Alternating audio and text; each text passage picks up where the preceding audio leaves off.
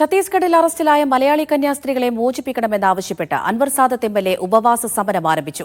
ബിജെപിയെക്കുറിച്ച് ഇപ്പോൾ ബിഷപ്പുമാർക്ക് നല്ല ബോധ്യമുണ്ടെന്ന് പ്രതിപക്ഷ നേതാവ് വി.ഡി. സതീശൻ പറഞ്ഞു. ബിജെപി അധ്യക്ഷൻ രാജീവ് ചന്ദ്രശേഖർ തൃശൂർ അതിരൂപത അധ്യക്ഷൻ ആൻഡ്രൂസ് താഴത്തുമായി കൂടിക്കാഴ്ച നടത്തി. ബിജെപി സർക്കാർ ജയിലിലടച്ച കന്യാസ്ത്രീകളെ നിരുപാധികം മോചിപ്പിക്കണമെന്നാവശ്യപ്പെട്ടാണ് ആലുവ എംഎൽഎ അൻവർ സാദത്ത് ഉപവാസം ആരംഭിച്ചത്.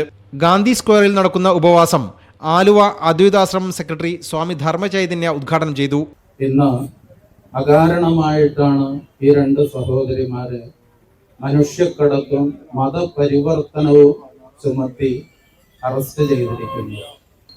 ഭരണാധികാരികളും അവിടുത്തെ പോലീസും ഇതിന് എല്ലാ ഒത്താശയും ചെയ്തു കൊടുക്കുകയാണ് ചെയ്തത്.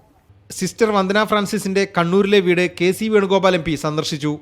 രാജ്യത്ത് നിലനിൽക്കുന്ന ഗുരുതരാവസ്ഥയുടെ തെളിവാണ് ഈ കേസെന്ന് കെ.സി. വേണുഗോപാൽ പറഞ്ഞു. കേന്ദ്ര സർക്കാരിന് ആത്മാർത്ഥത ഉണ്ടെങ്കിൽ സംഭവം ശ്രദ്ധയപ്പെട്ട ഉടനെ തന്നെ ഇത്തരം വകുപ്പുകൾ ചേർക്കേണ്ട കാര്യമില്ല. ആ വകുപ്പുകൾ മാറ്റി എഴുതാനും ജാമ്യം കൊടുക്കാനും പറഞ്ഞാൽ ആ കോടതി തന്നെ ജാമ്യം കിട്ടുമായിരുന്നു. ഇത് കേൾക്കാൻ അവർക്ക് തയ്യാറാവുമെങ്കിൽ അവർ തയ്യാറാവണം. ഇമ്മീഡിയറ്റ് ആയിട്ട് അത്രേ ഉള്ളൂ. വിചാരധാരയിൽ എഴുതി വെച്ചതാണ് RSS നടപ്പാക്കുന്നതെന്ന് മന്ത്രി സജി ചെറിയാൻ പറഞ്ഞു. അവര് രാജ്യത്ത് വിചാരധാരയിൽ എഴുതി വെച്ചിട്ടുള്ള അവരുടെ രാഷ്ട്രീയ അജണ്ടയുടെ ഭാഗമാണ് ഇന്ത്യയിൽ നടക്കുന്ന ന്യൂനപക്ഷ ആക്രമണമല്ല.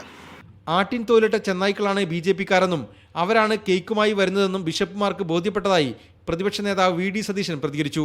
ബിജെപി അധ്യക്ഷൻ രാജീവ് ചന്ദ്രശേഖർ തൃശൂർ അതിരൂപത അധ്യക്ഷൻ ആൻഡ്രൂസ് താഴത്തുമായി കൂടിക്കാഴ്ച നടത്തി. കന്യാസ്ത്രീകളെ ഉടൻ മോചിപ്പിക്കണമെന്ന് ആൻഡ്രൂസ് താഴത്ത് ആവശ്യപ്പെട്ടു. നമുക്ക് ആവശ്യമായിരിക്കുന്ന സിസ്റ്റേഴ്സിനെ എത്രയും വേഗം റിലീസ്ഡ് ആകണം. നീതിയും ഒപ്പം തന്നെ സുരക്ഷിതത്വവും ന്യൂനപക്ഷങ്ങൾക്ക് ഈ സിസ്റ്റേഴ്സിന് ഈ വേഷത്തിൽ നടക്കുന്നത് ഇതെല്ലാം ഞങ്ങൾ അവരെ ബന്ധപ്പെട്ട എല്ലാവരും അറിയിച്ചു. തെറ്റിദ്ധാരണയുടെ പുറത്താണ് കന്യാസ്ത്രീകൾക്കെതിരായ ഛത്തീസ്ഗഡ് പോലീസിന്റെ നടപടിയെന്ന് രാജീവ് ചന്ദ്രശേഖർ പറഞ്ഞു.